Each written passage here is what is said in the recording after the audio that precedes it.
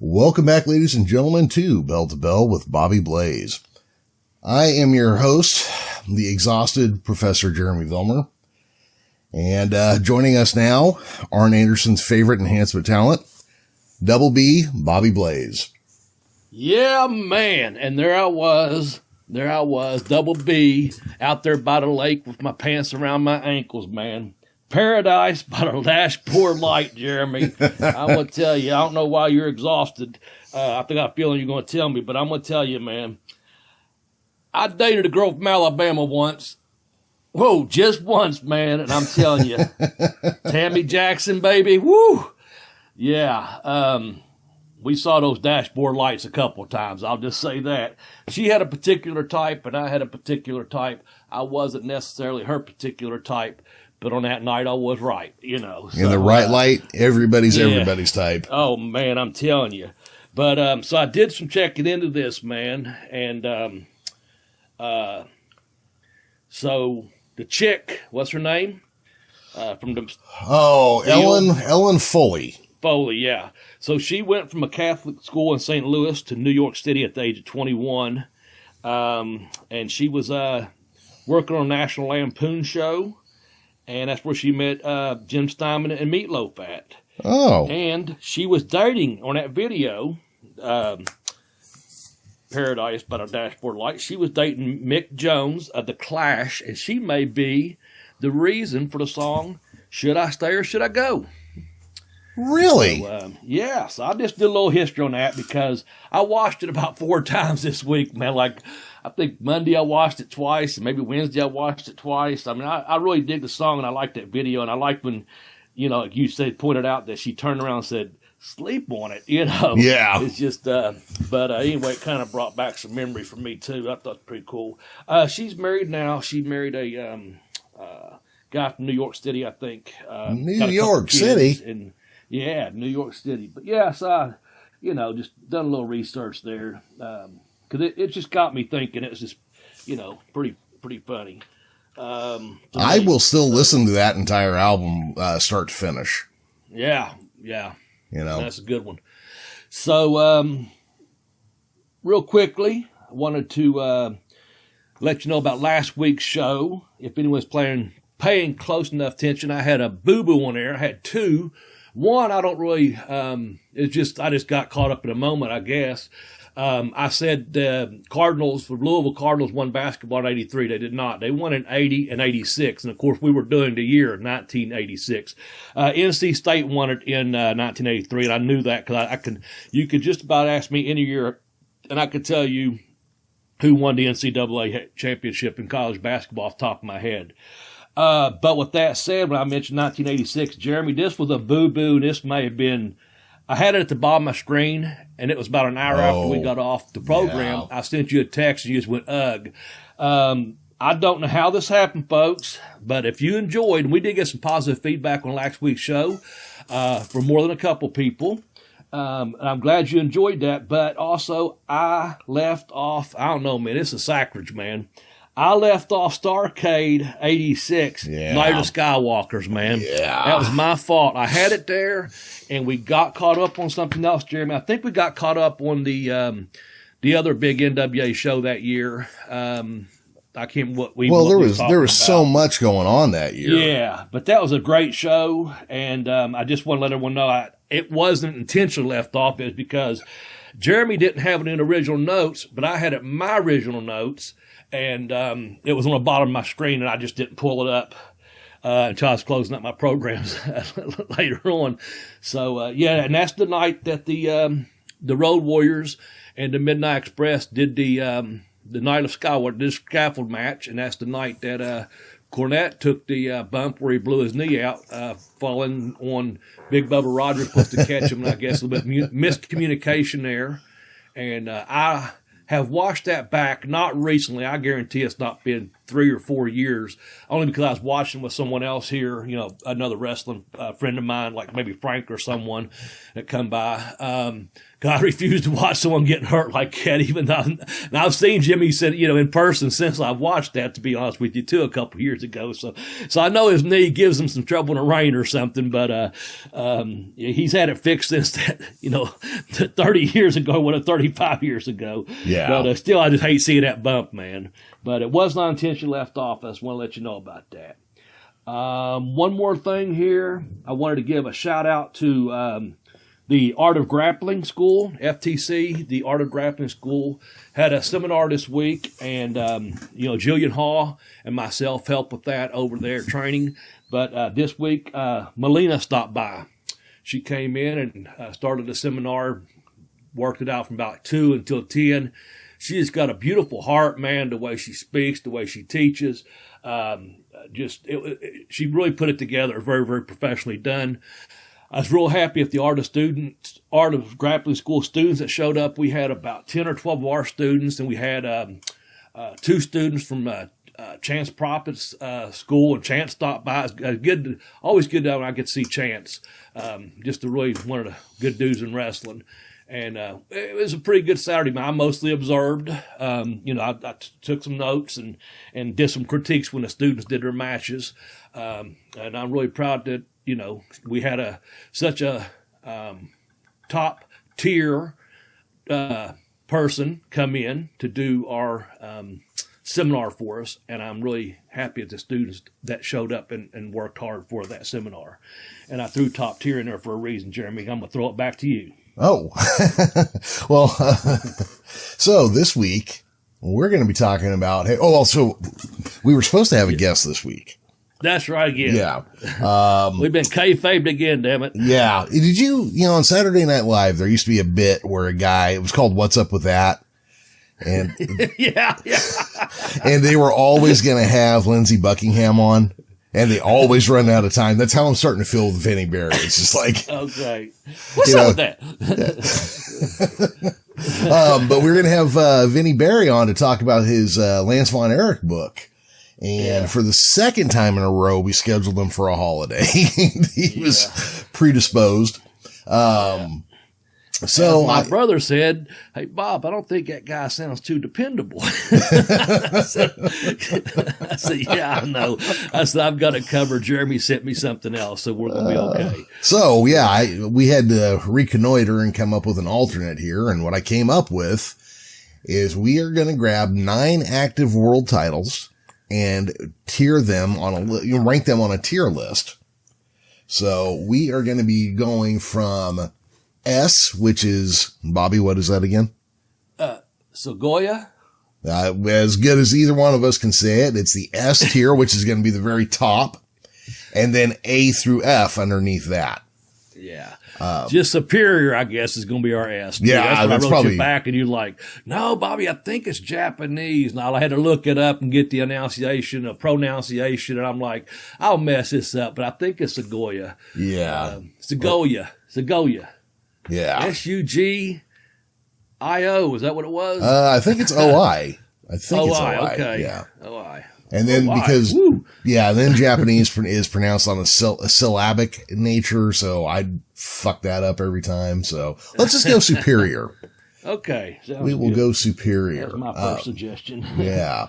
So I have listed out 9 active world titles. These are kind of the major ones, except in 1 or 2 cases.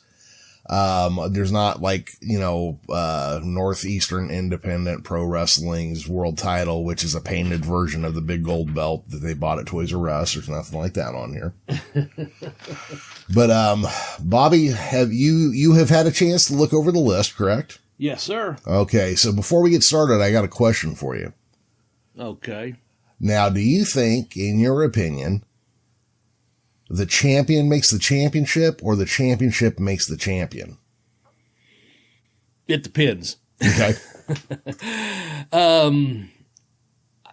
Didn't have much time to really think about this, maybe 5-7 minutes. And I was like, but it's an age old question, of course. Yes. So that's why I say it depends is this.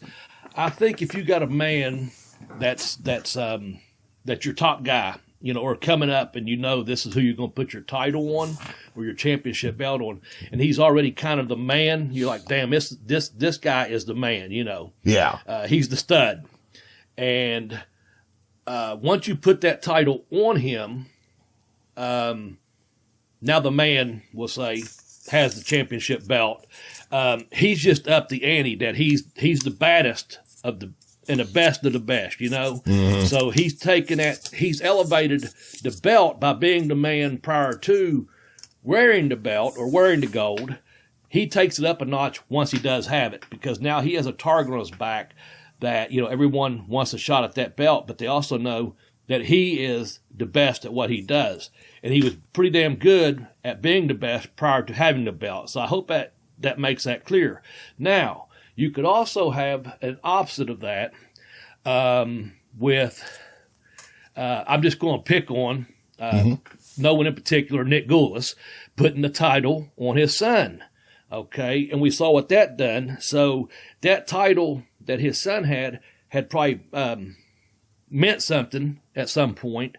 And then as we found out, through the reading of Teeny and just the stories we've heard through the years, even on the Studcast, that title didn't mean anything any longer because of the person who wore it. They just stopped. I think the fans wanted to see, a real wrestler that could hold that title, and you just lost their crowds, and no one believed in it. You know what I'm saying? Right. So I think the opposite is true.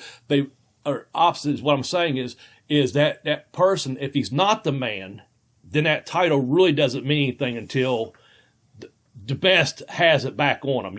Yeah. So in that way, the title is diminished by the person wearing.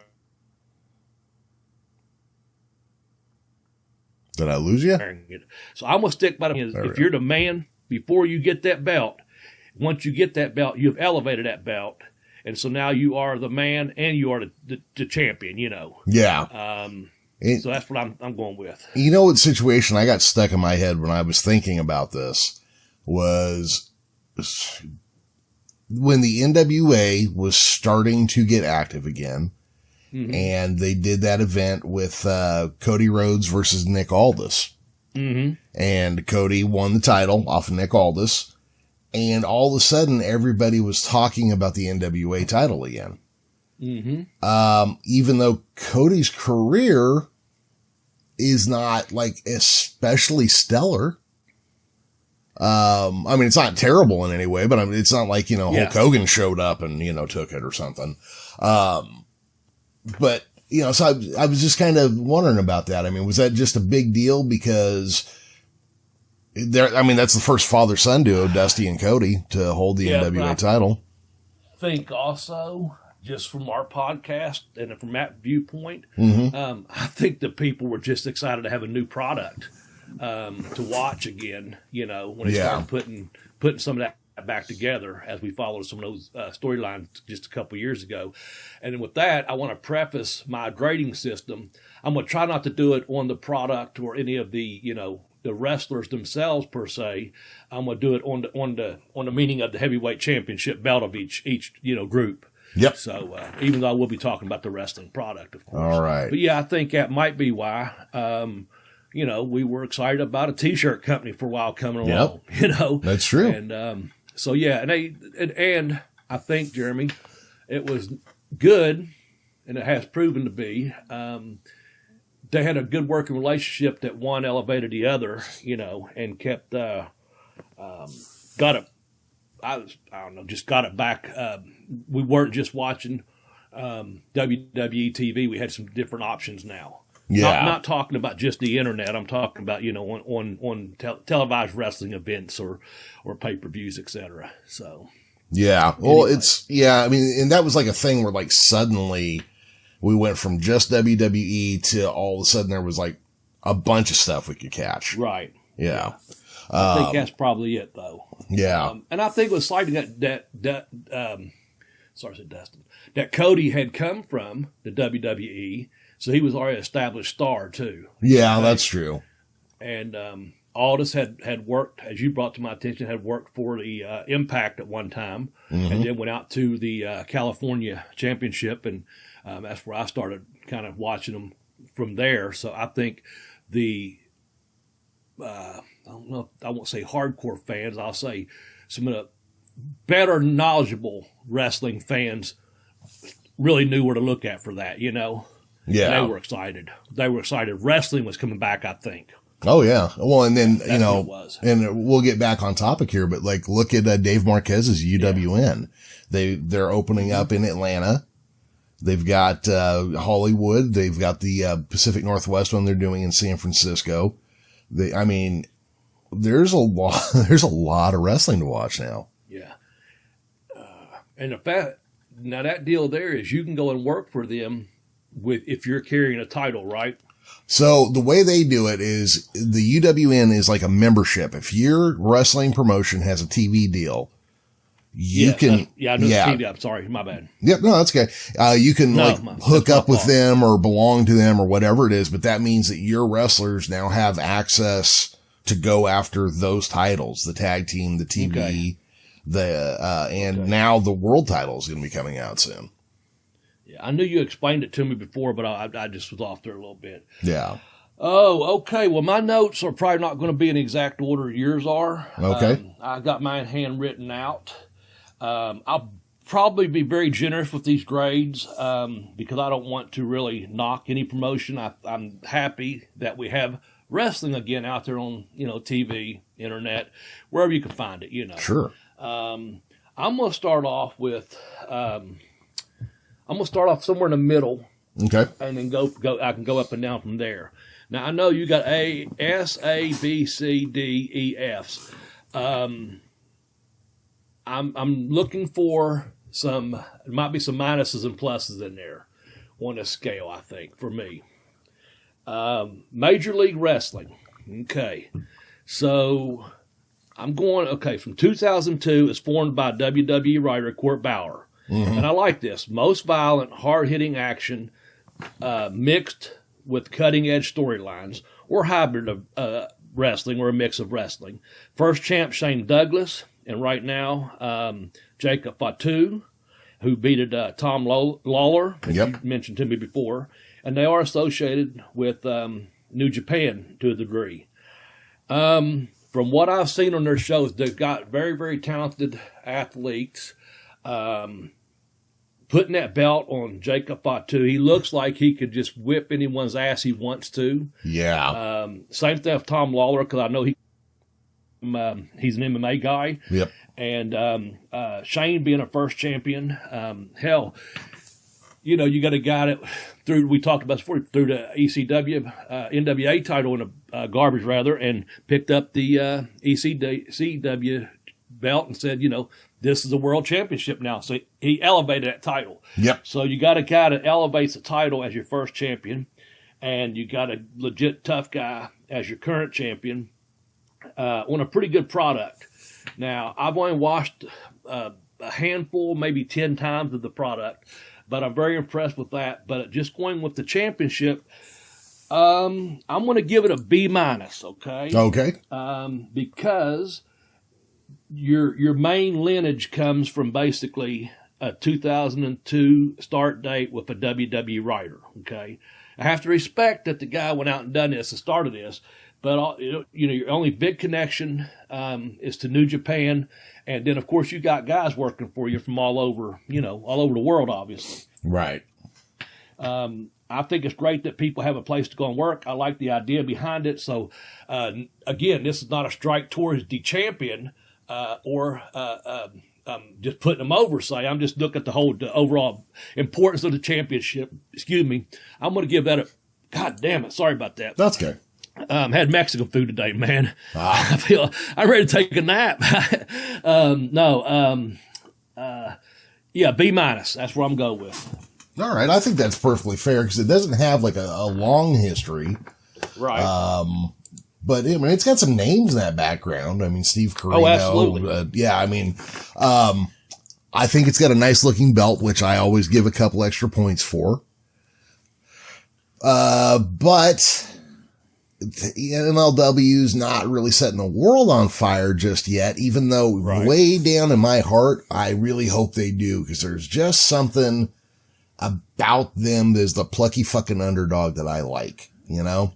I agree with that. I hope they break it out bigger. And I knew, and I was hoping you would do this for the listeners, you're more into the belts than I am. So I looked at each one that we went through, but I thought, okay, you kind of sit back and didn't send me much information when I sent you a private text. You was like, yeah, you're going to wing on your own, kind of thing. And so I said, well, Jeremy's probably going to be taking care of the belts then. And so, yeah, I'm glad you mentioned what the belts look like, and give it a notch or two up on that. So, yeah, I think a B- is fair, man. Oh, I think it's more than fair. Again, it's just it doesn't have a really long history, so it's kind of hard to judge it in there. I'm putting it on for the future is what I'm thinking. I really want this. I want to see them succeed. I think they got a good product. Yeah, I do too. I really want to see them do something with it. Okay, who did you want to go to next? Okay, I got a couple of just the way I did my research here. I'm gonna tie these next two together. AAA, the Mega Championship, that was established in 2007. Now, I know that organization's a lot older than that. Right. But the title is the Mega Championship, and current champion is Kenny Omega. A part of me wants to go back and talk about how it's one of the oldest wrestling companies around. How they done shows in the early 90s, I think, out in L.A. and brought a lot of Mexican stars over to eventually to WCW and ECW and all that. I know they have I think they've got a working relationship with New Japan as well, if I'm not mistaken.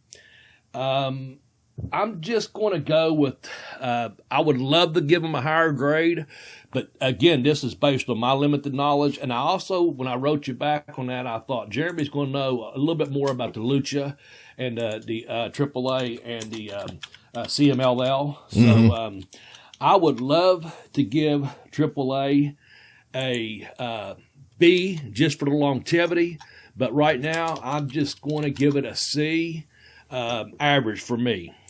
Now, I'm not taking away from the workers or anything like that. I'm just saying for what it means to be the AAA champion, that right now I'm just like, I don't know. I know we're going to mention his name several more times, but I just don't know how important it is that Kenny Omega is champion of that, carrying that title, okay? That's just kind of where I'm leaving that out, because I'm going to go to CMLL next. But anyway, what, yes, no, play devil's advocate, C.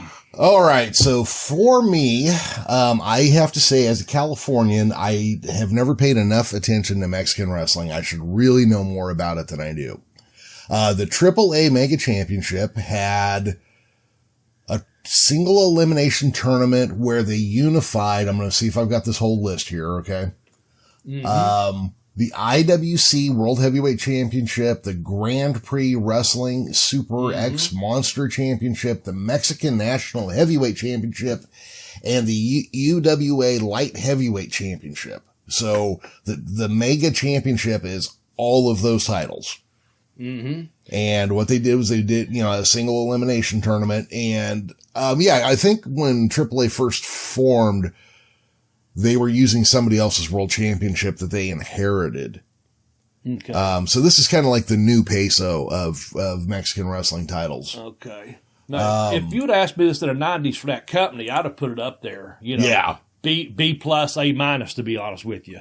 Because I knew some guys that had worked there that I had eventually worked with in Canada and Japan.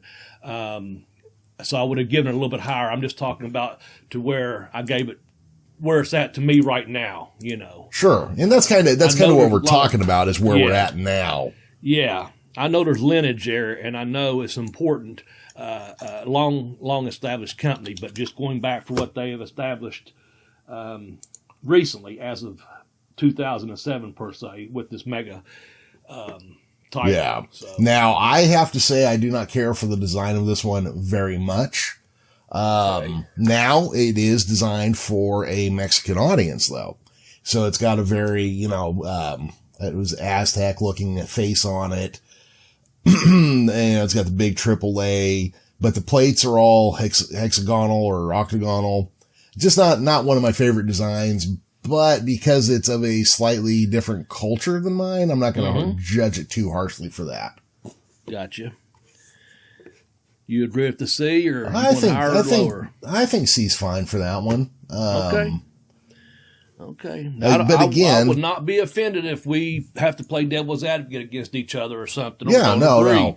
I'm sure there's going to be a couple of them we don't agree on. Yeah. Well, but I think that's a fair grade. Yeah, I do too. And you know what? Here's the thing. Maybe that's my ignorance. Maybe it's just because I don't know the product very well that I'm doing that. But I agree with you. I'm going to go with the C grade on that one. Good deal. And I hope some more fans feel free to interact. Especially on Twitter, you can get a hold of me at BobbyBlaze744. You can get a hold of Professor at the Geekish Cast, or you can write to the Bell to Bell Blaze on Twitter and also on Facebook when that was group for that for discussion if you want to, and let us know what your opinion is on the grading system. We're perfectly fine with that, man. Perfectly fine with it. With that said, Jeremy, I'm going to go to CMLL, the other Mexican promotion. Apparently, let's see what I've got here. 1991, that's when they first declared their independence from the NWA. Yes. Now, they had been promoting, they left it, but they had been promoting it, NWA all the way into the late 80s. Their inaugural champion was Conan. He won it, Conan the Barbarian back then, June of 1991. And the current champion is Ultimo Guerrero in his second title reign of 2018. Once again, just from knowing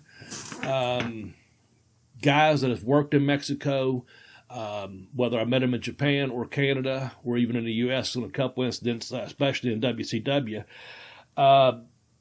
this title here, and I think this is the older of the two, if I'm not mistaken. So I could very well be mistaken, so don't hold me to a fault to that. I think from what I've seen of this promotion here, it may be a C+. Okay. Because I think I've heard say that this Ultimo Guerrero is like one of the better workers in the world out there. Although I have not seen him, I don't doubt that. To put a title on someone, you make that decision. Like I said, you could put the title on someone that's the man, or you could do what Nick did and put it on like George Goulish. And again, I'm not just picking on him. I'm just saying that's going to be our kind of a go-to for right now. On the downside of it. So not just anyone has held his title. Ultimo has gotten it for his second reign now. So I think, and you'll see this come up here later on, if you don't have a bunch of champions in a short amount of time and you have established champions, I think that says something for the belt too. Because you don't have to know how hard it was to defend that title, Oh, yeah. Now, Conan apparently didn't defend it at all. And I'm not sure what the dealing was for him to lose it or whatever, unless he just had to I'm not sure. Like I said, I didn't check if it was he had to give it up or he actually got beat to in one defense, but it said no defenses in 70 days. Oh, well, there you go. I'm not sure what happened there. I mean, he had matches, obviously, but just they weren't championship matches. Yeah. But and I know he was on soap operas and really popular down there at that time. And but he was no El Santo. World-wise. Yeah, you're right. He wasn't in thousands of movies. Yeah. So, but anyway, I'm gonna give it a C+. Okay. So Ultimo Guerrero. I mean, my Spanish is not very good. But that means Ultimate Warrior, I'm pretty sure. Even though if you want to get really literal, it'd be the last warrior, but that's what ultimate means. So, there is another Ultimate Warrior in Mexico, apparently. They have their own version. Okay. So the CMLL, I like their belt. Okay. I believe because they declared that a world championship when parting ways with the NWA, this belt, like many others, would share the lineage of the NWA title. So that gives it some gravitas and some weight right there. I agree with that, yeah. Yeah. Now, in America, we have started to use heavyweight champion to just mean like that's our highest prize regardless of weight class. In Mexico, they still have weight classes. So quite literally, I think for them, like it starts at like 215 pounds to be in the heavyweight division. So it's, starting to be medium sized to bigger guys.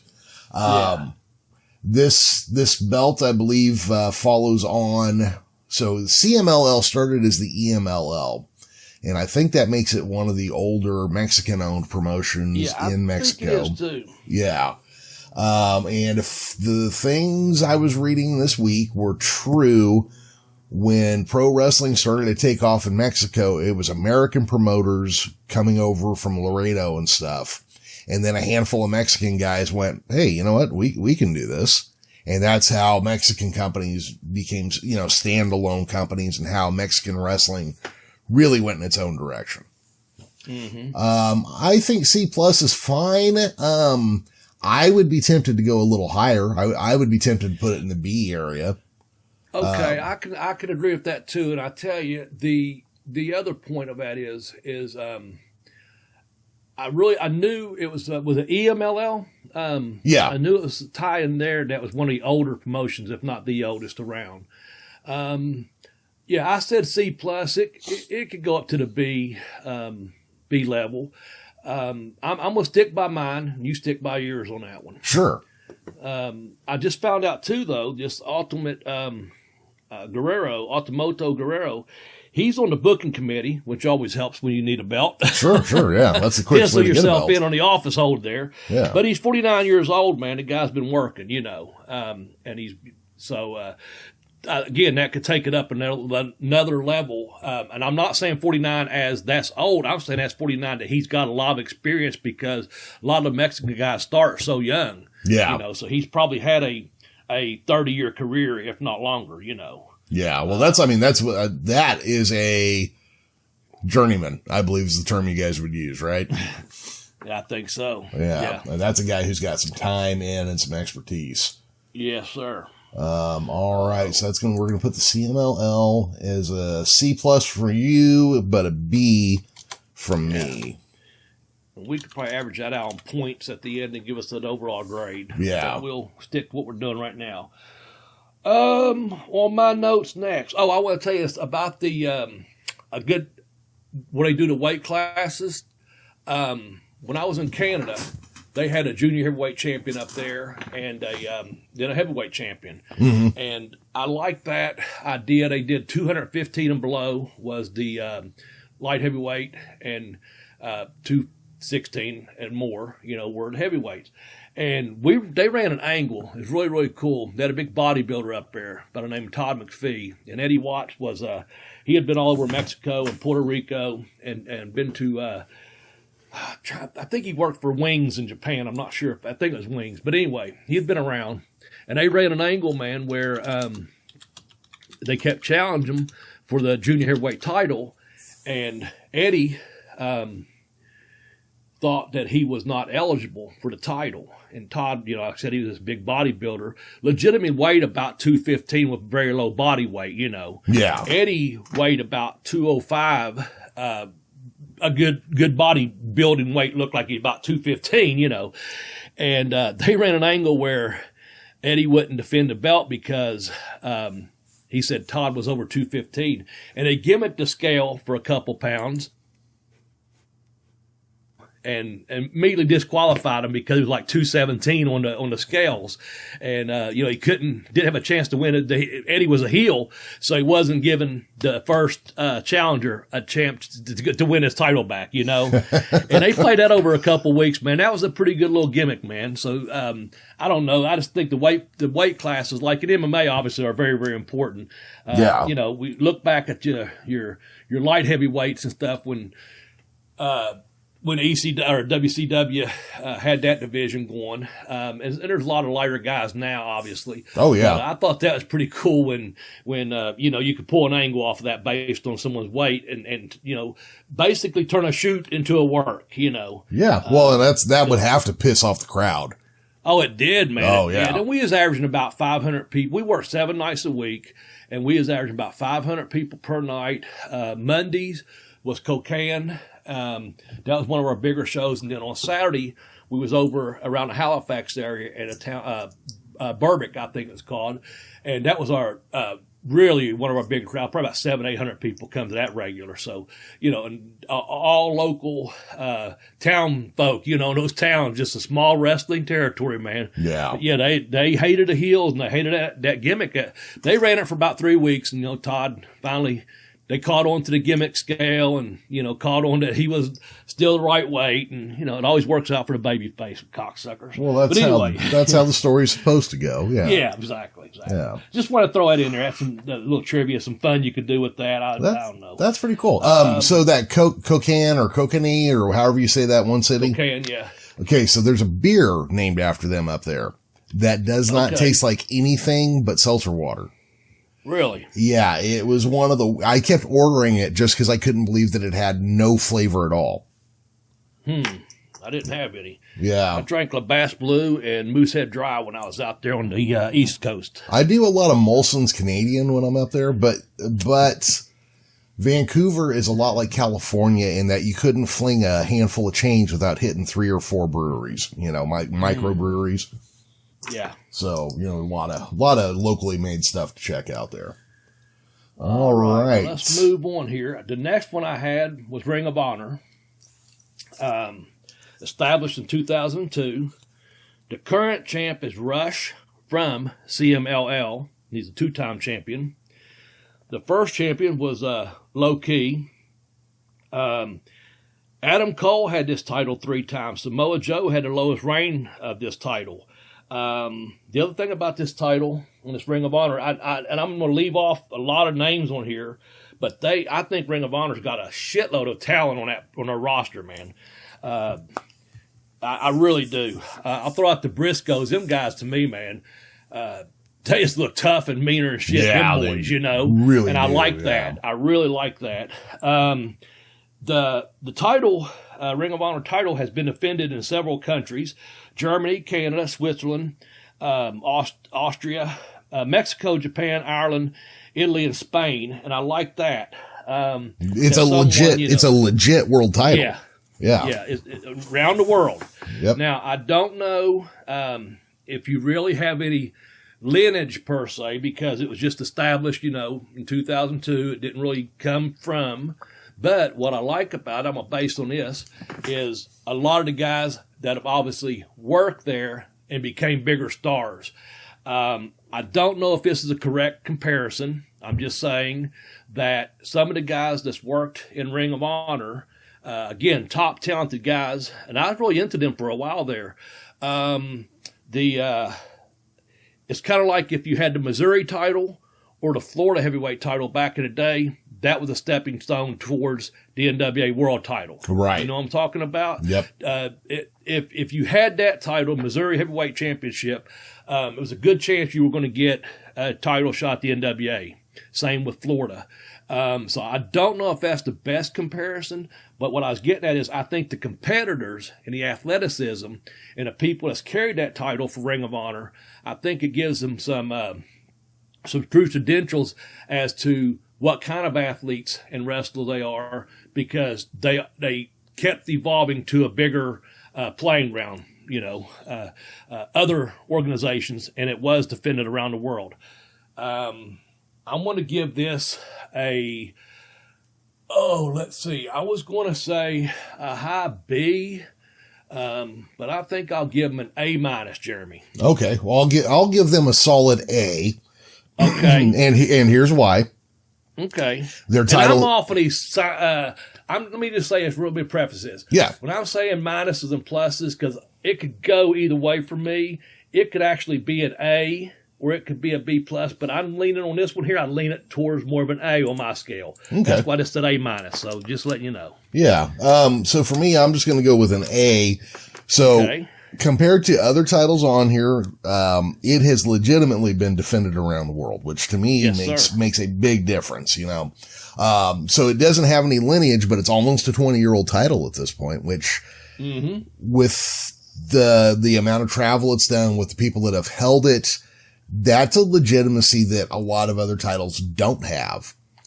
Now, here's the thing about the ROH title. If you've held that title, you're a fucking wrestler. Yeah. You know, you are a fucking mechanic. You can fucking work the ring. You've got the holds. I mean, you got your shit together. ROH does not put, you know, bullshit in the ring very often. Yeah, I agree. Yeah. And that's why to me, I mean, honestly, Bobby, as you were saying your grade, and I'm sitting here trying to think where I was going to put it, I almost put it up in the S tier. I'll make my first change. I'll go to the A. Okay. I'm making an A. I've forgotten how many guys that really could wrestle there. Like you said, a mechanic maybe. I'll give it the A. That's for sure. I came into this with thinking this would be one of my higher grades early on when I was doing my little bit of research. I thought Ring of Honor is going to get my first highest grade. That's just kind of the way I did my research, though, too. That's why I'm just kind of off your page here a little bit. But, are you going to give it the S or for Supreme, or are you going to stick with your A? I'm going to go up to my A. I think you convinced me that much. I'm going to go to A. Okay. But I reserve the right by the end of the show to put it in the S tier if I just can't shake this feeling. I will agree to do that as well, because I know what my notes say, and I almost started off with them being in the S superior category. I did. Yeah. But I also knew we wanted a show where we can kind of go back and forth on, because I knew we weren't going to agree on everything. Oh, sure. That's great. You know, we shouldn't agree on everything. But, yeah, there's some convincing arguments to say this, of what we spoke about so far, this could be the best one. Well, so you know, and I think take a dive after that. Yeah, I mean, because like let's just throw this out in the open here. You're a Malenko graduate, which means that you appreciate technical wrestling skill. These guys, everybody there that becomes a star there is a great technical wrestler. That's what I like to watch more than storylines. Now, I think storylines are important in wrestling, but I think you can also do a strong enough story in the ring that an overarching one outside the ring isn't as needed. And I think ROH did a good job of that for a long time. I think this is a title that is like geared for you guys like you and me, you know? Yeah. I think you see a lot of talent there. You know? Yes. It's kind of, almost goes with the, to me, is like the comparison maybe of the MLW, as far as like just that hard hitting, you know, wrestling and the storyline arc is through the wrestling, not the other way around. Let's write a story and then we'll wrestle around it. You know, we're not doing a sitcom here. We're actually doing, you know, wrestling, and there's a storyline to the wrestling. So, yeah, we're convincing ourselves that Ring of Honor is moving on up. Yeah. So I'm going to take a nosedive here, and we may be, you may be disappointed in this one. I went to AEW next. Okay. Established in 2019, first champion Chris Jericho, current champion Kenny Omega. And again, nothing against Kenny Omega. I think he's a fine athlete. I've seen him wrestle. Jericho, Okada, another Japanese boy, and I saw him with AJ Styles. You know, I definitely athletic as hell. So just get that out of the way, because he's been mentioned he's going to be mentioned in several. He's currently AAA champion, and here he's showing up again now with the AEW championship, and he's going to show up again if I'm not mistaken. Yep.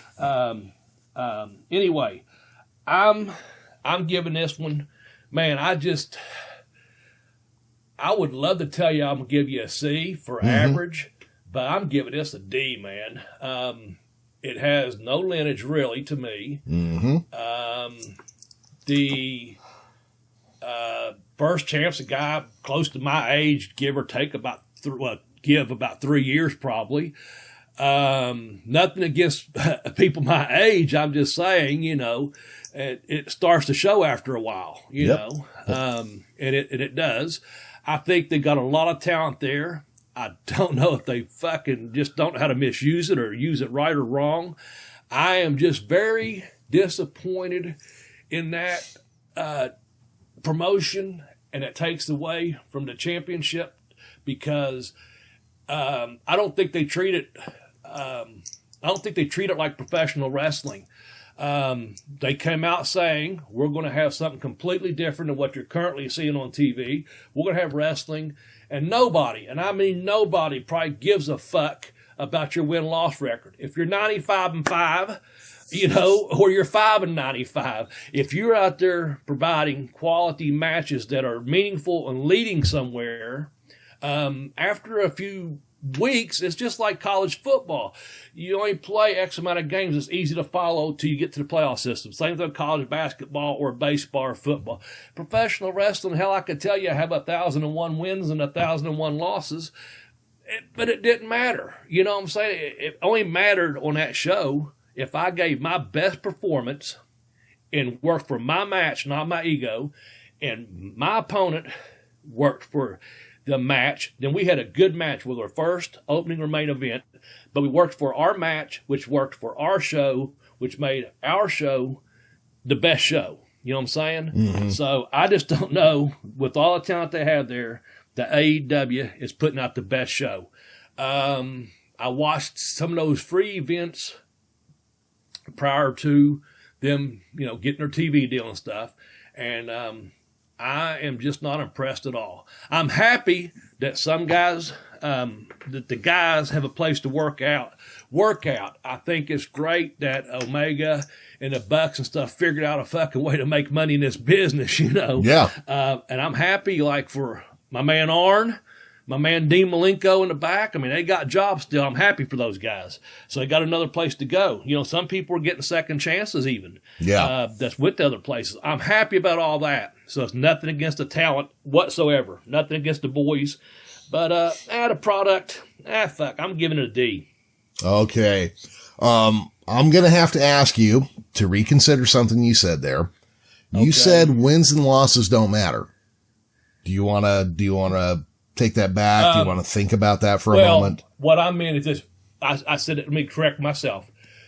Wins and loss record, the record itself. If you had 500 matches or 5 matches, I don't think people go back and say, oh, well, I won 500 matches or I lost 500 matches. The numbers themselves, the win-losses that away don't mean much. Obviously, the wins and losses do mean something on TV and for your championship and for you as an individual, your character. You know what I'm saying? People know you're going to win on Saturday really strong, but you can get beat on Monday to a bigger star. Come back on Thursday and you have an even match with someone. All that means something. Or if you're working a territory or these current TVs, you got to still stay strong. Even if you get beat, you have to stay strong. So that part, wins, losses does mean something. What I was referring to is an actual record because AEW was going to do, keep track of how many wins they had, how many losses they had. Like it's going to be competitive is what I was getting at. Sure. I don't think if you look at someone that says, well, this guy's 10-0, and I go, yeah, well, it's a work, don't you? I'm 0-10 and I could whip his ass every day of the week, but I don't. Yeah. So that's the only part I was getting at, not the actual visualization of winning and losing a match. Yes, that's absolutely important. Okay. But the visualization of you I was really fighting 1-10. with myself not to fucking interrupt and make you stop talking, right? No, that's fine. You can do that. You're part of the program. But does that clear that up? Absolutely. And here's the thing. I know what you meant. I just don't want there to be some record of you saying wins and losses don't matter hanging out there with no clarification. I think they absolutely do mean something. Yeah. Why even try if you, just wanted to go out there and lose every night. You still, to me, if you love the business, you can go out there and fucking bust your ass knowing you can get beat that first night, or, you're going to have this title for 6 weeks or 12 weeks or whatever the run is, that you agreed to it beforehand. Yeah. But, I was just saying, just when you look at it. Now, I'll say this is fun. I'll be a little contrary here. In Japan, when I was there, and you're on, like, say, a 3-week tour, I think it's very important that in the newspaper, they still carry, some of the bigger wrestling companies. We're going to be talking about one of them here in a minute. So you see in there Bobby Blaze, American, and he's won his first 3 matches, maybe first and third matches on the card, maybe second and fourth matches on the card, and he beat someone in 5 or 7 or under 10 minutes, we'll say. Then he's coming to your town, and they're only going to be doing a 3-week tour. And I'm talking about when I worked for Michinoku, and they get them listings. Well, all of a sudden I'm wrestling Jinsei or Grand Hamada or Sasuke. Oh, this American, he's 3-0. It means something to them. But they know I'm only going to be there for, say, an 18-day tour. And we're working 15 of those days, So that 3-0 is more impressive going against one of their bigger guys than, this big American comes in and he's been beat 3 days in a row. Yep. That's not going to sell tickets for Jinsei or Hamada or one of the Sasuke. Yeah. And it weighs true if I'm in a tag or a 6-man as well. When I'm working with 2 other guys that, maybe one of them's 2-1 on that part of the tour. Maybe the other one's 3-0 and I'm 3-0, and we're going to wrestle Jinsei, Sasuke, and Amada in a 6-man, and they're all 3-0. It's still an even matchup that way. Yeah. No, I can understand where you're coming from. Let me express, if I can, I'm going to try to keep this kind of tight. I think it's great that AEW exists, that there's another big budget wrestling place for people to go. I think that's great.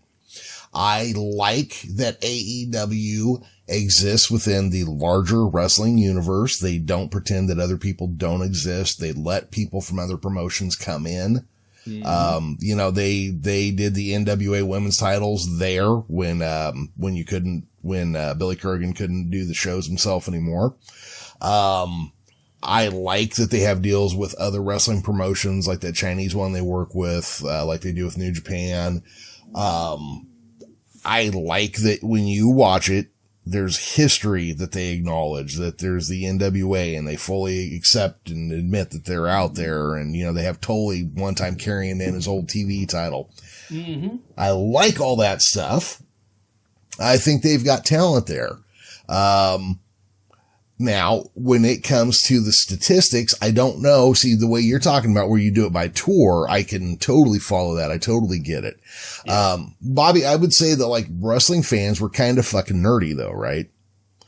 I think statistics would be something we'd like, but there has to be a way to do them, and I don't think we need to be as overall encompassing like Baba's King's Road system, where if you've been put in a Boston crab 3 times and get out of it every time, you're now immune to it. It's, nobody can try that move on you. I don't think you need to keep track to that point, Okay. That all being said, the AEW title does not have enough people that have held it that I think are just out and out world-class guys. I mean, Jericho is, but like you're saying, he's 50 something now. Not that that's too old these days. Obviously, Chris Jericho at 50 is in better shape than I am at 45, Nothing against Jericho's state for conditioning or anything. Yeah, but look, even Christopher Daniel is losing the step at his age, and he was an ROH heavy hitter for a long time. Yeah, man. He's one of my favorites too. And I've known from Japan. He just good, he's a hard worker, man. He's still good, but he's not 30-year-old Christopher Daniel, Right. I think Omega, look, and I'll catch shit from some of our listeners for this. I think Omega is one of the better wrestlers working today. Like, he is a fucking top athlete. Going an hour with Okada is not a fucking joke, Oh, no. That's not a night off either. Yeah, no. That's what I mean. That's a night of hard work, man. Yeah. Now, all that being said, I would give the AEW title currently as it sits, I would give it an E grade, like Echo. E. So you're going below me. Yeah. With a D. Yep. Okay, because... I totally respect that. Yeah, because... a question, but go ahead. Well, I was going to say, because when I judge things, if I'm high on you, I'll push you up high. If I'm looking at you shaking my head, and look, fucking AEW disappointed me in some ways. And I really it did me too. Yeah, I really had high hopes, and I'm just like, this is just a fucking WWE part 2. You know, but I think, go ahead. Yeah. No, I was going to say, but that being said, it's just the title, it just ain't worth anything to me yet. Yeah. Now, this is where we are today. Now, some shit may happen over the next year where I'm like, oh, fuck, look at that. And look, also, I think putting Omega with all the titles he carries at once, I think he should be out in public fucking with all those belts on him all the time. Like, you know, put some fucking shine on him, man. Yeah. Yeah, I agree with that. Get him some kind of fucking publicity tour for sure. Yeah. Maybe now everything's kind of opening back up. Maybe that's what they've got planned on. What I was going to say prior to that was, if you go back and listen to, and I'm not sure on which ones, but on our podcast, we were very high on AEW when it's first coming around. We were putting it over that, hey, we're looking forward to this. Also, I have a question for you. Yeah. I'm curious if so we only had 2 champions in a couple year period, and that's understandable. Who do you think would or should be the champion there? Because I've got one other name. I'm just surprised he's not more on that title. Well, they've had 3 so far, right? Because Jon Moxley carried it. That's correct. My fault. Yeah. Yes. No. It's just, it kind of slips your mind. Yeah, it did. I don't know why Brian Cage isn't gunning for that. Because that man is a monster, which is funny though, because Mike has like hung out around him before, and he's like, he's just a nice little Christian kid from Chico. But I mean, they got some talent there. They just need to push their own homegrown talent and make them seem like viable champions. Yeah. I mean, anybody can be legitimate if you work on them enough, except Vince Russo. Fuck that guy. There you go. Yeah. Now, I'd like to see Cody get a run at it. Maybe not immediately, but in the future. And also, maybe give it some more steam. Yeah. I don't know. Well, it just seems like from what I'm hearing and catch parts of on Twitter feeds is, and to each their own style. I think Cody's a tremendous talent, but I think he gives up a lot to some guys of lesser talent. Like, he brings them up and gives them more in a match. Then sometimes he really just needs to beat the piss out of them. And say, look, I'm Cody Rhodes, and I'm going to be the champion of this place one day. I don't know that. I'm just saying. I wonder if being Dusty's kid, you kind of pull back on making yourself a superhero. Because that's what Dusty's accused of all the fucking time, whether it's true or not, And I think there's enough people with Arn and Tully that have probably known him since the day he was born, probably from working around Dean in New York and here.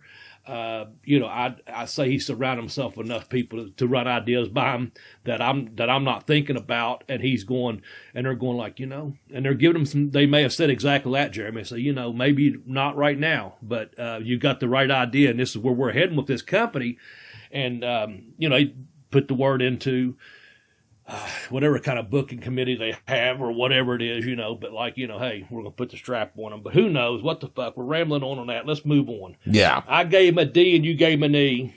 Okay. We mentioned Japan. IWGF, the New Japan Pro Wrestling. So this has been around since 1972. Inoki was the first champion. Right now, let's see. But also, it's something about they put this title out in 1987. It came out the one they're using now, I guess, came out in '87. And also, they had an earlier version for Hulk Hogan on an IWGP League in 1983. And then the last champion is Kata. But also, you can fill me in on this. It was retired as of March of 2021, but that involved, you said, an injury due to Will Ospreay, as how you say it, had an injury. So I don't know if that's retired or if he just can't defend it, how that is. I think this one actually goes to our friend Vacated. Yeah, I was going to say, I am vacated or not vacated. I don't know. Yeah. But that would be a great question for him. So, with that said, go ahead. Oh, no, go ahead. Finish your thought and then my thought is this, man. New Japan, one of the biggest wrestling companies in the world at one time. At one time, you had New Japan, All Japan, Noah, WWF, and WCW, about the 4 largest companies in the world for wrestling. The tours they put on and the guys they've brought over from different countries, not just the United States. I'm talking worldwide. I'm talking athletes that had been not just an example like Kurt Angle wrestled for the Olympics. They've brought Olympians from other countries. They've brought shoot fighters from other countries. Man, this is going to be... I think it'd be an honor just to work for New Japan. Having been to Japan, I worked for Michinoku. I went over there 5 different tours. We worked with guys from Wings, guys from Frontier Martial Arts, FMW, FMW, Frontier Martial Wrestling. I worked with guys from New Japan. I've worked with guys in All Japan.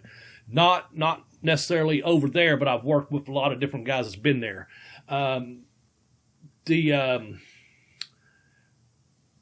I saw the Yuji Nagata match last week on AEW, just to let you know. I wrestled Yuji Nagata.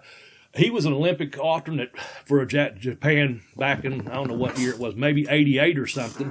But I wrestled him in Orlando, and, he says he wants to wrestle his T70, and that's fine. Not knocking his work the other day or anything. I'm just saying this is a reference point. So he's a New Japan guy. I've wrestled several of them. And I know what kind of talent it takes to be. They at one time, I don't know what it is now, you used to have to train for 2 years prior to even getting your first match. And some of those guys in New Japan start off being a young boy, doing every fucking thing, washing backs, cleaning clothes, buying beer, whatever it is. And first on the bus, last off, doing every fucking job in between, paying their dues. And that's just to get a, quote, exhibition match. And then you're doing that for another year or so before it's actually called a professional wrestling match. So the guys that work their way up through that, and the guys they bring in and put that title on, that title means something. Mm-hmm. And I'm going to give this my first S right here, Jeremy. And they've worked with other companies. I think they're working with WWE right now. They're in talks of it. They're working with AAA. They're working with the MLW.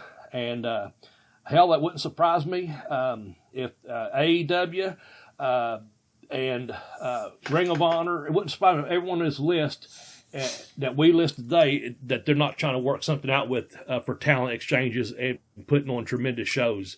So, yeah, I'm giving them my S. That's my superior or Segoya, how you say it. They're Segoya.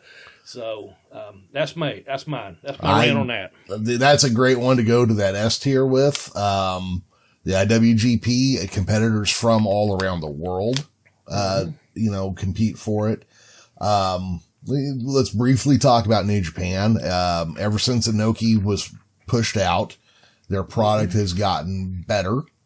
For a long time, it was, do whatever you want, but Inoki wins. And, and then he started having legit MMA guys fight pro wrestlers who were not trained in the same kind of conditioning and stuff as an MMA guy. He was doing weird shit with it and it wasn't working out anymore. But now we've got guys who love wrestling are running it. They put on, their yearly shows are huge.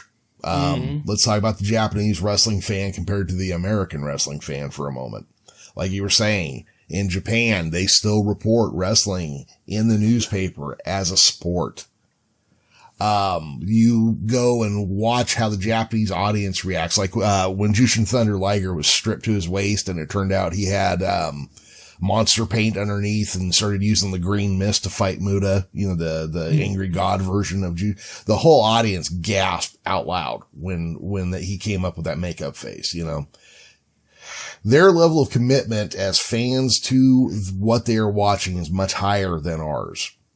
Mm-hmm. Also, to what you were saying, the Japanese, there's no such thing as a menial job. If your job is to scrub fucking mats, you scrub mats the best they've ever been done. You do everything through. The IWGP title, hell of a lineage. The history on it is goofy. I've never been able to quite straighten the whole thing out. But the one we are currently talking about is the one that, Okada and Omega and all these other guys have held. Will Ospreay just had to vacate it due to an injury.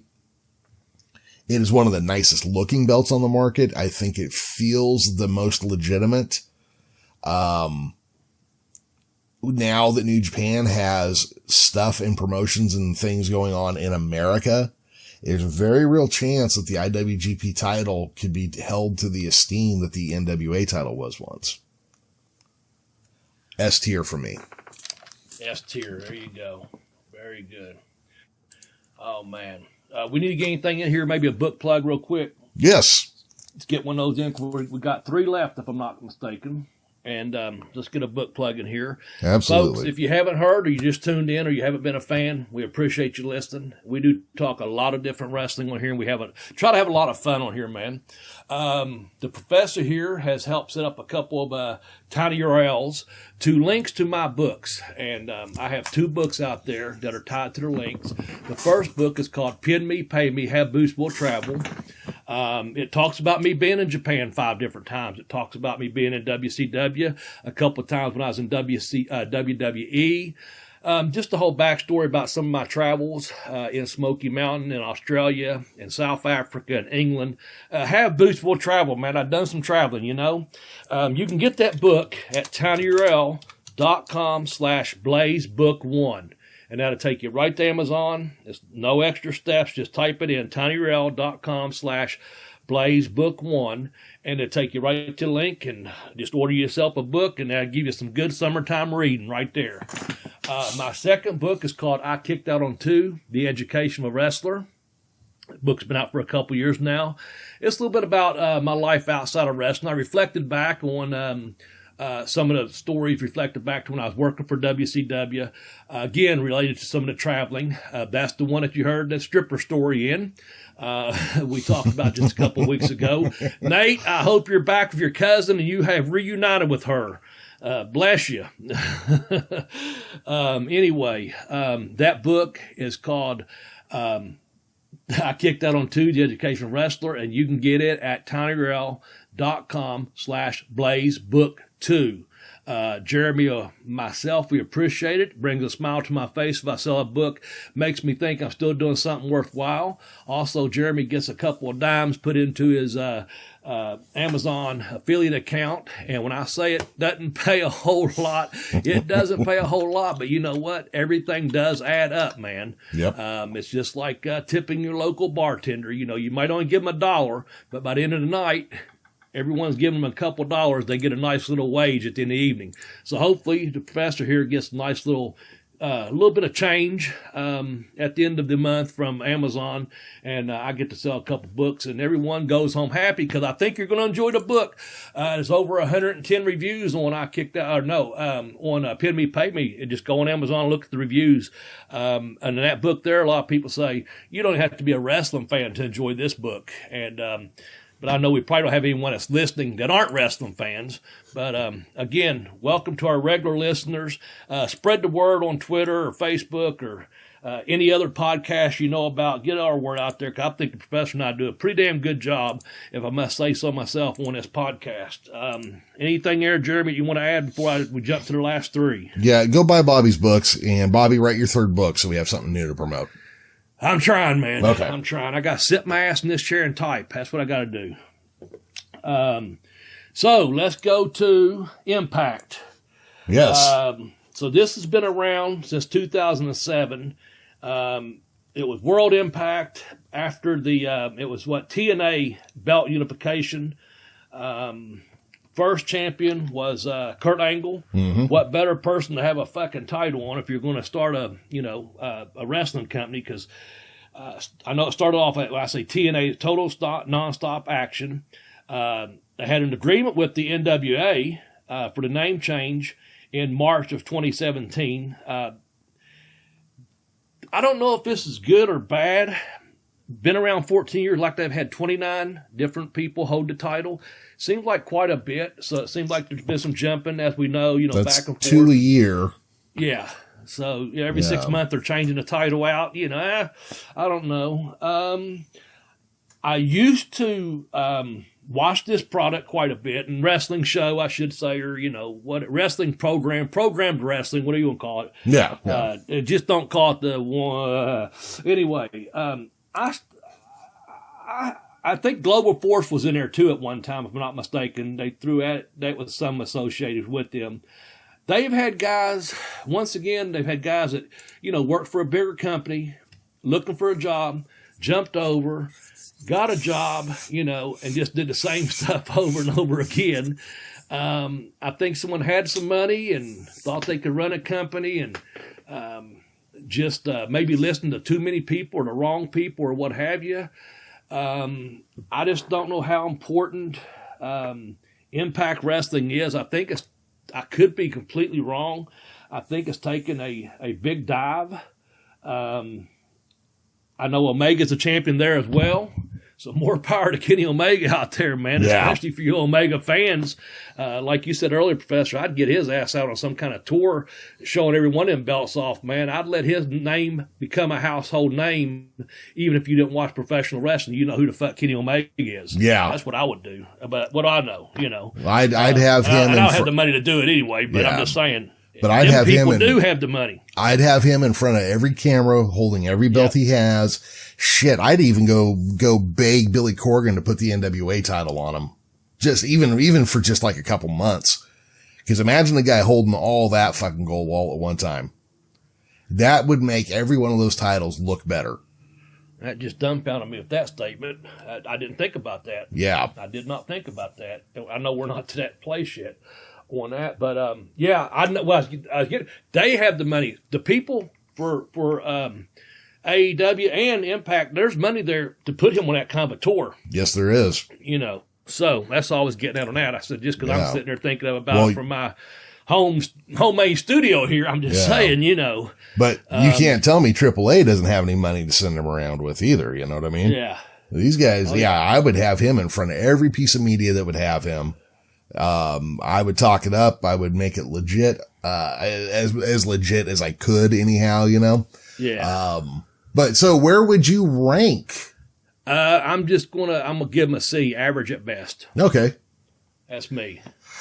Average at best. And it could be a lot better, but it looks like it's getting going down for some reason. I don't know, just some of the segments and stuff. I'd like to see a couple guys I know get some work there, to be honest with you, just for the experience factor and get a payoff. But I don't know if that's going to happen, but I think a couple of them are trying, a couple guys I talked to. But I'm just going to give them a C at average. And I would be honored myself back in the day if I could have worked there, if I was working today. Again, it's nothing against the boys or against the talent. I'm just giving that belt a C at best. Yeah. I think C is all I could give it. It's one there's been some big names that have held it, but that company's always been in such a fucking chaotic state that I don't know. For me, it's never felt like a real world title. It kind of feels like a Florida state championship, honestly, Almost like a TV championship to me. Yeah. And they've always had way too many belts there for what they're doing. And, C is about, no. They had the X Division belt. They had that one for Jeff Hardy. They've had another. I mean, it's just, I don't know. It's like a TV title belt to me. Yeah. So. You know what? Yeah, I'm going to give them a C, and I think that's being generous, honestly. I do too. Too. So we got our last two left here. WWE. Now going to try to maybe tie this together, Jeremy, depending on how our conversation flows. We haven't rehearsed anything, folks, just let you know. No free bird rule today, nothing like that. No gimmicks up our sleeve. That we're just be talking about this.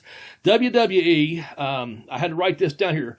The main title, but not to be confused with the Universal title or the World Heavyweight title.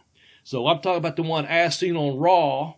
That current champion is Bobby Lashley. That traces back to Buddy Rogers in 1963 when they succeeded from the NWA. So just going back that far, okay? This title, even I guess if you look at the champions from Roger Sammartino to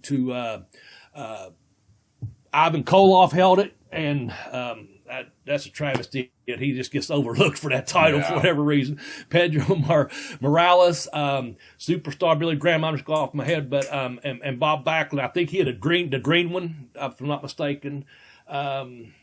Anyway, just saying that I'm sure you could tell us which belt looked best or what have you. Obviously worldwide, and if you go back to Worldwide Wrestling Federation to Worldwide, let's see, what was it? Worldwide Wrestling Federation to this Worldwide Federation or what have you to WWE, and we all know what the E stands for. Mm-hmm. This is not a knock towards any. This is just a belt. This is kind of something I was talking about a couple weeks ago. The thing about the WWE champ, that title is usually and has been only worked in that Northeast sector or defended, I should say, or defended within people of the WWE organization. So they didn't have to travel. I'm not saying they didn't travel. They traveled like crazy. I'm just saying it wasn't defended outside that territory for the most part. Not saying they didn't tour it in Japan or all over the world, Saudi Arabia or wherever. Just saying. So it is worldwide known. I put that over. TV value and production, again, this is nothing against any of the boys that work there and the girls that work there. My God, the girls have main event at WrestleMania the last couple of years. Tremendous talent and all that. And it's not a dig towards WWE. I'm just talking about this belt. The lineage could be, if you think about it, with Buddy Rogers coming over from the NWA. So they were associated with the NWA. They were Vince Senior was a member of the NWA. So there's a lot of lineage could be there. But I'm just talking about from this belt they made in 1963 or title they made. I'm going to go with an A, Jeremy. Okay. Okay. I think that's fair. The only reason I say an A and not an S, in my thinking is because of, I don't know what the percentage would be, but probably 90% or higher would be the only defendant within people that work for that company. And that's not necessarily a bad thing. I'm just saying, to me, there's some lineage. Definitely has some great champions. Some tremendous athletes and wrestlers throughout the world that never even got a chance to fight for this title, and also just all that. And I'll say this: WWE is a first-class organization. I have been backstage as one of the boys doing TV way back when, and I went to a show about 5 years ago now, I guess it was, and I see a couple of friends of mine. They are a first-class organization up there. They got their shit together. The gears roll, man, and they roll big. But I'm just giving it an A, the title. I would give it an A because right now it is the best known heavyweight championship, in the world, I would say. Of course, WWE, people say WWE when they mean wrestling. So top of mind, everything's there. I'd give it an A. Yeah. Now, why are there 3 world championships in that organization? What is their criteria for making somebody a champion? Because it's not necessarily wrestling ability. Hell, it's not even necessarily star power, my bad. Yeah, but just due to the size and scope of the World Wrestling WWE, I give them an A grade. They should probably be higher than that, but you know what? I've got so many sore spots dealing with them that I just couldn't do it. Yeah. You'll call them sore spots. I'll call them issues. Yeah. And it could easily be that S, but I stick with that A. So before we move on, I got to backtrack on one question. Okay. I think it involved Ring of Honor. Was that the one we know? That's the one we said you wanted to visit. Yeah. Okay. You know what? I'm going S tier with Ring of Honor. Yeah, I'm going to go ahead and take it up to the S tier. After we've almost got through this list, I want to move it up to the S tier as well. Yeah. I think we went A- and A, and we said maybe it's going to go to the S tier with both of us. And that's not just to suck up and agree. I think it's once you're looking at it on a bigger scheme of things, I'm going to move it up there, man, and give it an A. Yeah. And that leaves us one more, and that is the NWA. Now, of course, we can date this title back to, if you go back, we had a great episode on pre-NWA that took us all the way back to 1905 working matches to the NWA that was established in 1948, Orville Brown being the first champion and having to give that up after a horrific car wreck. And so a lot of times people want to say Thesz was the first champion, but Orville Brown was the champion. And so we start back with Thesz, though, that started, I guess, really getting it, traveling the world with the NWA title. Current title holder is Nick Aldis in his second reign. I think he's become a fine champion and represents that belt very, very well. Just some of the names off the top of my head, Race, Funks, Rhodes, Briscoe, Flair, and you can go on and on of people that carried this title. I know it took a dip at one time. We've talked about getting thrown in the trash at one time, but through it all, I think this is the real world's title when I talk about a real world title, whether it's the 10 pound of gold or big, drawing blank. The big gold belt. Yeah. I was going to say the big gold one. Yeah, big gold. Whichever. I'm just going to say, the only thing I'd like to see about this is not with the belt. This is with the company. I'd love to see them come back even on a grander scale. They were on a roll when COVID came. I think they're coming back on Fight TV. I'd like to see them continue to grow. You threw out an idea a while ago about Kenny Omega. That just kind of was like, oh, I never thought about it. Yeah, maybe he comes in and does some shows. Maybe he gets that strap for a couple, 6 months or something. I don't know how that would work. Just saying there's a lot of opportunities there. I think both female and male performers, wrestlers, characters, I think it's really well put together. I'm going to give this an S because this is my favorite right now. And it was my favorite for a long time prior. And the lineage is there. The prestige is there. And I would like to think it's just a matter of time before they open things wide open and start doing some more business, whether their stars get to go and perform on other platforms and programming, or if other stars, i.e. your Kenny Omega, coming in and performing on their platform. I think they got a tremendous girls division. I think they got a good array of guys that were doing TV, from younger to older. And like I said earlier, I think Nick Aldis has really become on with his dress and his speech and his body and his in-ring work. Is kind of a right up, not saying he's up there with them, but along the vein line of a Ric Flair, of a true star that styles and profiles and shows off this NWA World Heavyweight title that he represents and represents it well.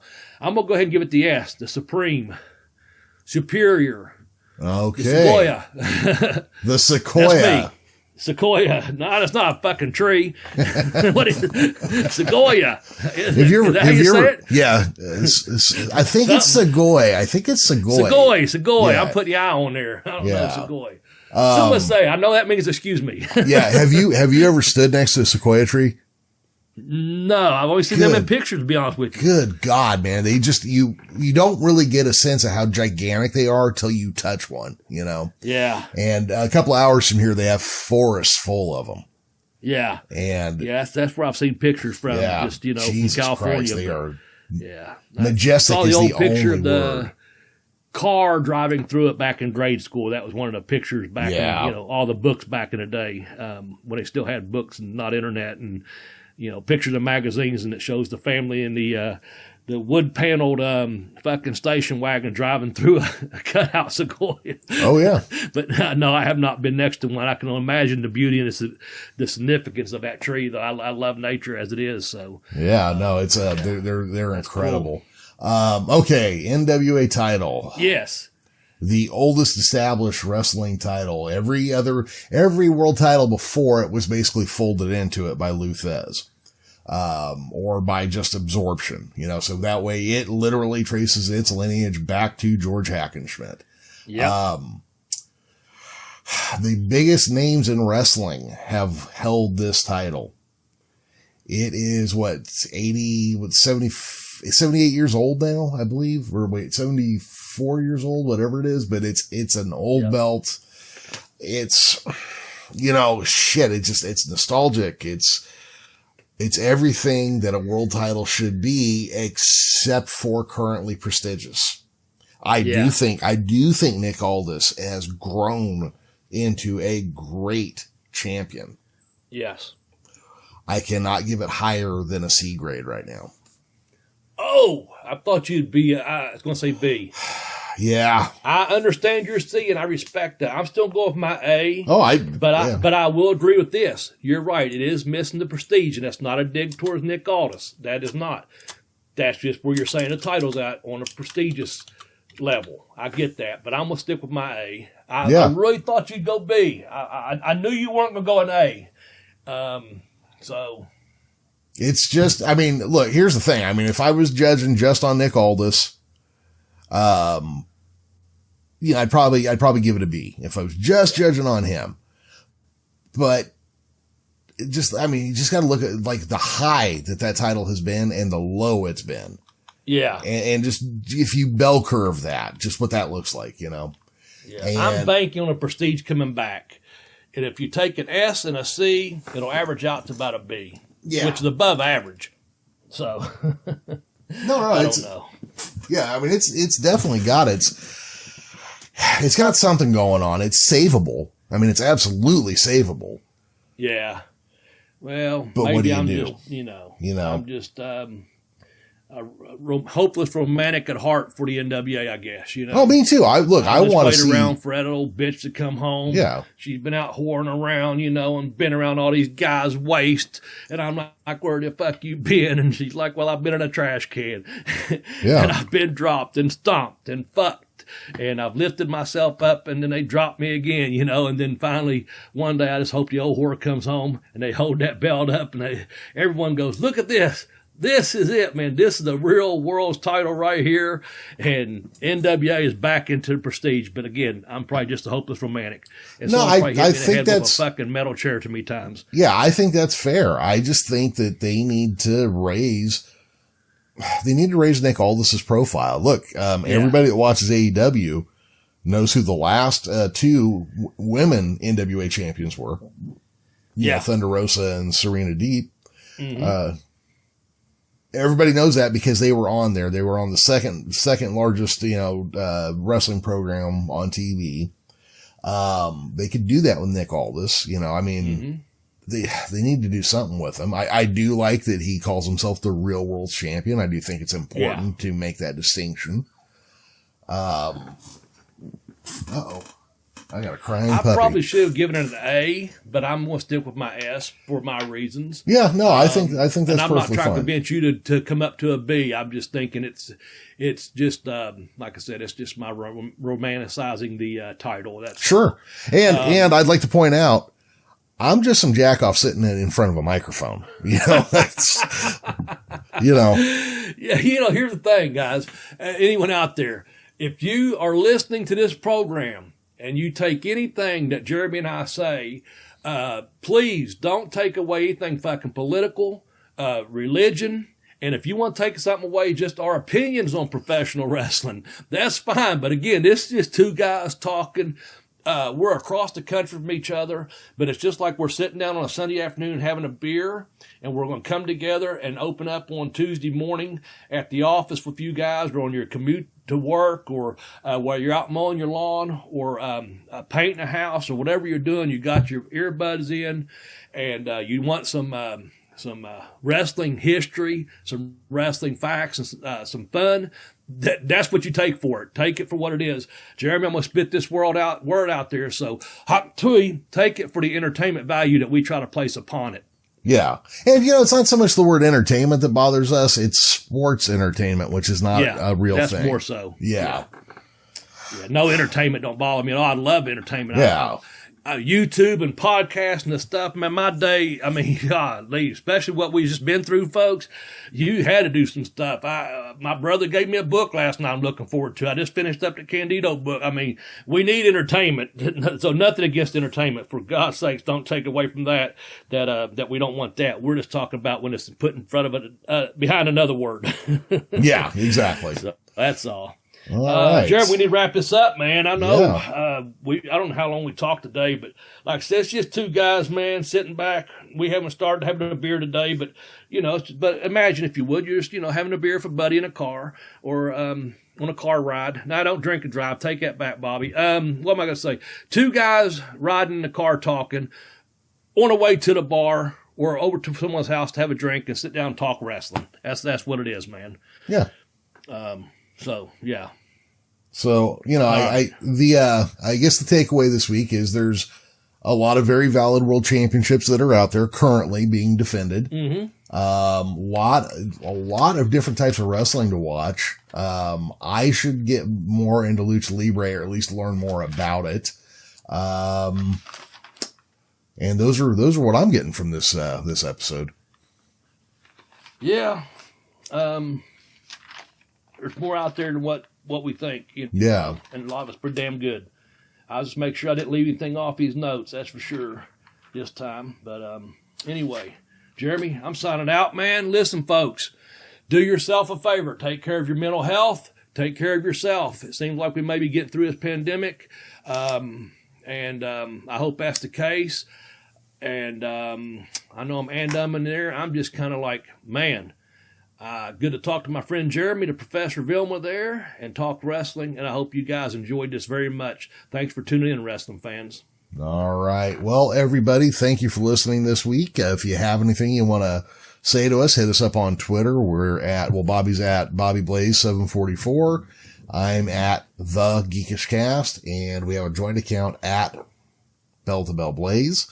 Hit us up on Twitter. Let us know what you think. And then until next time, I am signing off for the Latex Johnson, myself, Professor Jeremy Vilmur, and Arn Anderson's favorite enhancement talent, Double B Bobby Blaze. Bye-bye, everybody.